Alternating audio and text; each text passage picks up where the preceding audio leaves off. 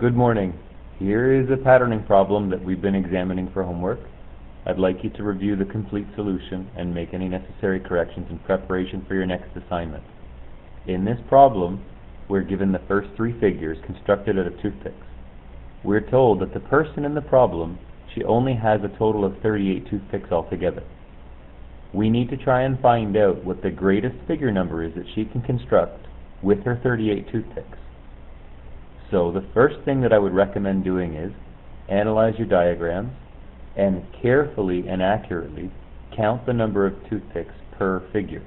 So in the first figure there's 1, 2, 3, 4, 5, 6 toothpicks, and you should be aware of that too because it's constructed a hexagon, and a hexagon has 6 equal sides. In figure 2 we have 2 hexagons put side by side, and there's only one face that's connecting the two. That means there could be 6 and 6, but because that one side is conjoined or connected, there's only 11 toothpicks instead of 12. In the third, it would be 6, 12, 18, but again we have 2 conjoined points, so we're missing 2 sides. Therefore there would be a total of 16. And if you count each individual toothpick, you would see the exact same effect.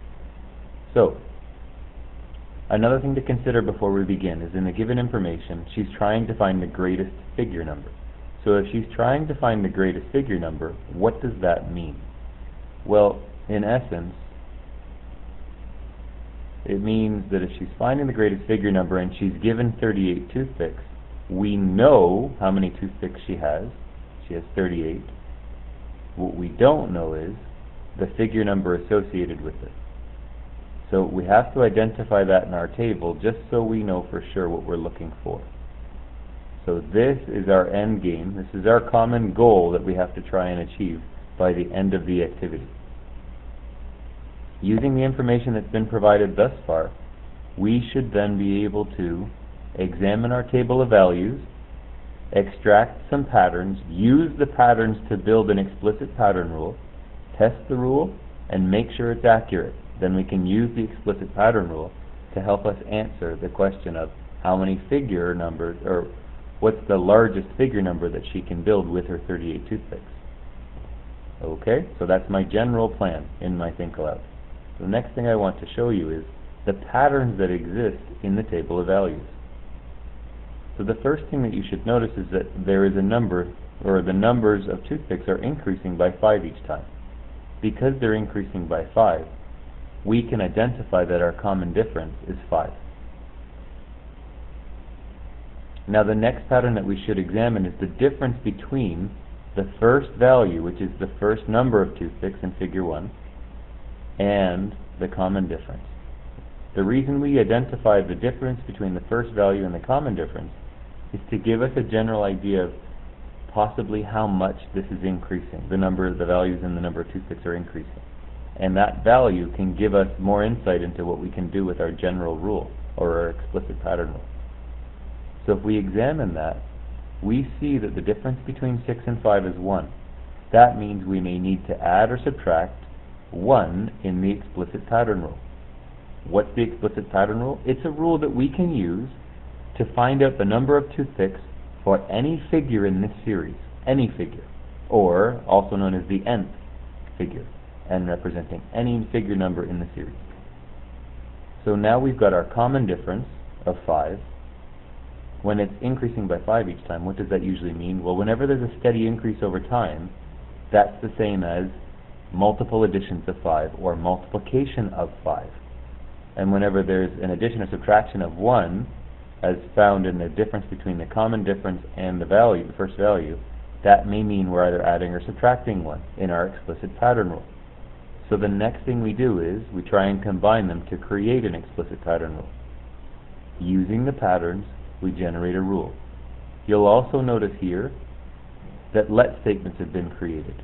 We create let statements so that we can write detailed statements without having to write them over and over again. We simply use the variables after creating the let statements to clearly explain what we're trying to say. It saves us time as mathematicians, so we do it. So the general rule that I've come up with related to the common difference and the difference between the first value and the common difference is t, which represents the number of toothpicks, is equal to 5 times the figure number plus 1. That's my guess, and I'm going to test it, and I have to test it 3 times. So when I test it 3 times, this is what I come up with. Proof 1 is for figure 1. T, which represents the number of toothpicks, is equal to 5 times f plus 1. I write my general equation each time.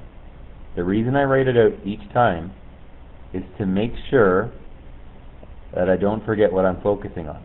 So t equals, now I'm going to substitute 1, which is the figure number, for the variable f, as shown here. T equals 5 times 1 plus 1. Following Bedmas, I do my multiplication first, and I leave my addition for the next step. So I have 5 plus 1, t equals 6. That's for figure 1. If I check up here on my table, figure 1 is 6, well, that looks right, that's accurate. I have to double check my proof by saying, alright, if t equals 6, then I'm going to solve for f. I know that f is 1 in this case. I have to prove it's 1. So 6 equals 5f plus 1.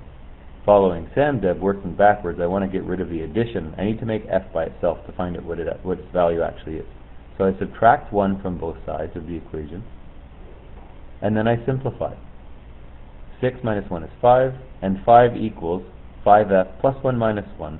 Well, plus 1 minus 1 is the 0 principle. And what that means is, if you were to add 1 and take away 1, you get 0. So we can eliminate that from this equation, because it's eliminated itself. So we end up with 5 equals 5f.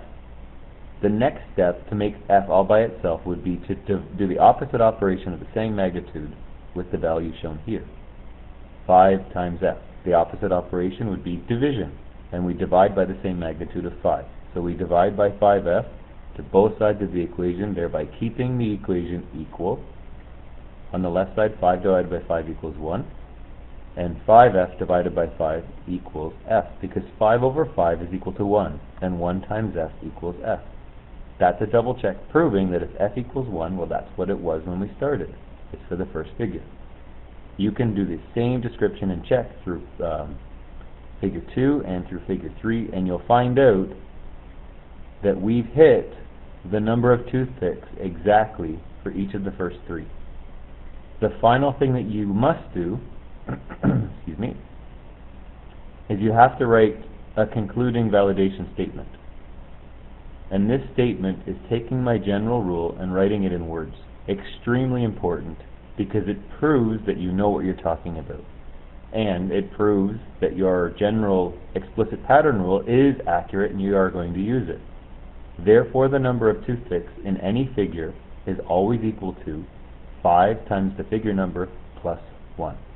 That's in this case for this assignment. So the next step logically would be to take this general rule, t equals 5f plus 1, and apply 38 toothpicks to this rule. The 38 must be substituted for the t variable. Then you have to solve for f, according to what's been given.